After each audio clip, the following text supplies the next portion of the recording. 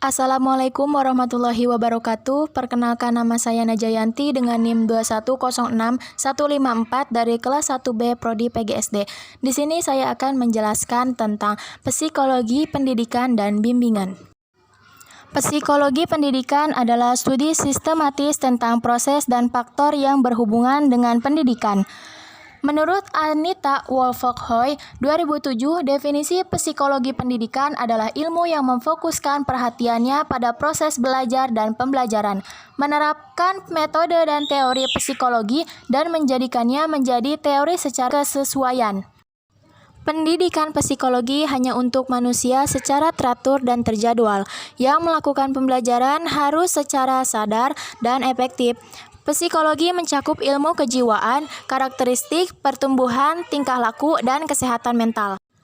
Menurut Sumanto, dalam pengamatannya tentang buku psikologi menuturkan bahwa ruang lingkup psikologi pendidikan secara umum adalah: yang pertama, pengetahuan tentang psikologi pendidikan; yang kedua, pentingnya psikologi pendidikan; yang ketiga, hereditas; yang keempat, lingkungan fisiologis; dan yang kelima, pertumbuhan dan perkembangan. Terdapat 6 aspek perkembangan anak, yaitu yang pertama, nilai agama dan moral. Setiap anak, terutama di Indonesia, selalu dibesarkan dengan nilai-nilai agama. Agama juga banyak mengajarkan sikap-sikap yang benar, seperti menolong sesama, jujur, sopan, hormat, dan toleransi terhadap penganut agama yang berbeda. Yang kedua, fisik dan motorik. Fisik dan motorik adalah segala sesuatu yang berhubungan dengan perkembangan tubuh. Motorik terbagi menjadi 2, yaitu motorik halus dan motorik kasar. Yang ketiga, kognitif. Aspek kognitif berhubungan erat dengan akal dan pikiran. Pertumbuhan ini di area ini sangat luas, tidak hanya di sekolah, tetapi juga dari permainan-permainan yang mengajak si anak untuk berpikir.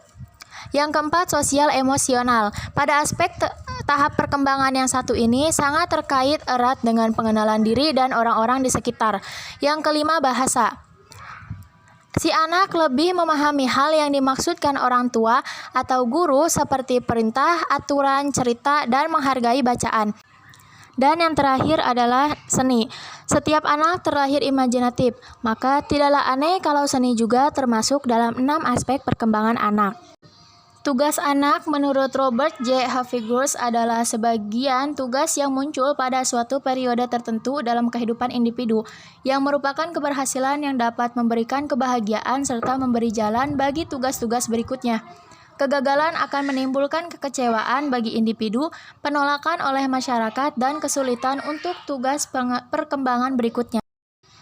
Tugas perkembangan anak meliputi yaitu belajar bergaul secara rukun dengan teman sebaya, membentuk sikap tertentu terhadap diri sendiri sebagai organisme yang sedang tumbuh, mempelajari peranan yang sesuai dengan jenis kelamin, membina keterampilan dasar dalam membaca, menulis, dan berhitung, dan mengembangkan konsep-konsep yang dibutuhkan dalam kehidupan sehari-hari. Definisi belajar merupakan aktivitas yang sering dilakukan oleh setiap individu manusia untuk bisa berinteraksi dengan lingkungan. Ciri individu yang sedang melakukan proses belajar yaitu adanya perubahan perilaku yang lebih baik dan relatif menetap akibat interaksi tersebut dengan lingkungan. Prinsip-prinsip pembelajaran yaitu prinsip keterlibatan siswa secara aktif, prinsip kontekstual, prinsip keragaman, kemampuan berpikir kritis, kreatif, dan inovatif, dan prinsip pembiasaan. Pendekatan pembelajaran harus terencana dan luas, disesuaikan dengan kebutuhan materi ajar. Terdapat berbagai macam pendekatan pembelajaran yang memiliki karakteristik masing-masing, yaitu pendekatan kontekstual, pendekatan konstruktivisme, pendekatan deduktif, pendekatan induktif, pendekatan pemecah masalah, pendekatan open-ended, dan pendekatan saintifik. Teori belajar merupakan teori yang mempelajari perkembangan intelektual atau mental siswa atau bagaimana manusia belajar. Berikut teori belajar. Yang pertama, teori belajar kognitivisme. 2. Aliran konstruktivisme. 3. Aliran behaviorisme. Dan yang keempat, aliran humanisme. Sekian yang bisa saya sampaikan. Semoga bermanfaat. Mohon maaf apabila ada kesalahan kata karena saya masih belajar. Wassalamualaikum warahmatullahi wabarakatuh.